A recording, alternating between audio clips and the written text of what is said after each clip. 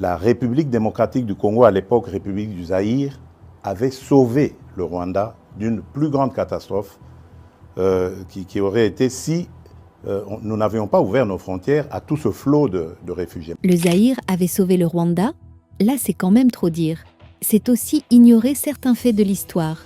Le président Mobutu était ami avec l'ancien président Habyalimana du Rwanda. Il l'appelait d'ailleurs son fils. En 1990, lors de la guerre de libération du Rwanda, il va envoyer plus de 3000 soldats pour venir combattre aux côtés du régime génocidaire contre les troupes du FPR.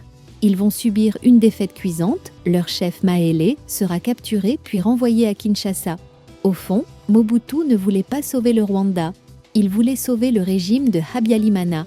Ceci va se matérialiser lors de la fameuse opération turquoise qui va permettre à l'armée déchue et toutes les milices Interahamwe d'entrer au Zaïre avec armes et munitions. Et malheureusement, il y a eu une certaine cécité internationale qui a permis que parmi les fugitifs, il y ait les criminels génocidaires et qu'ils soient rentrés sur notre sol avec leurs armes. On ne les a pas désarmés.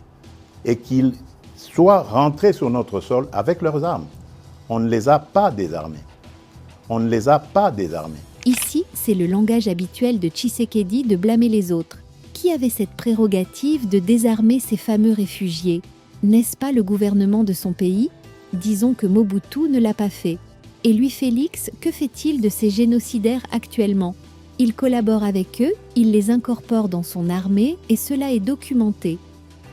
The United States has been consistent in denouncing the collaboration between elements of the Congolese armed forces and UN and US-sanctioned armed actors, including the FDLR. The DRC must immediately cease its support to and coordination with the FDLR.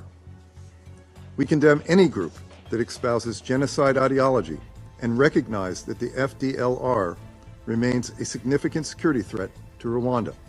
Ce que j'ai dit, c'est que je veux parler avec le Rwanda, pas négocier, vous avez raison, parler avec le Rwanda, pour demander à M. Kagame qu'est-ce qu'il a à voir contre mon peuple. Si vous pensez qu'il y a encore quelque chose chez nous, on va la régler et on vous règle ça et puis c'est terminé. Ils ont donc parlé des FDLR. Nous sommes aujourd'hui à Luanda pour parler de ces histoires-là. Cesser le feu et comment régler le problème de FDLR. C'est tout. Incroyable. Bon, oublions ces accusations gratuites sans fondement et analysons ce discours de Tshisekedi. D'un côté, il décrit le problème des FDLR, d'un autre, il le minimise, puis il nous révèle qu'il est même capable de régler ce problème. En tout cas, toute personne qui réfléchit peut se faire une idée de ce qui cause les tensions dans cette région.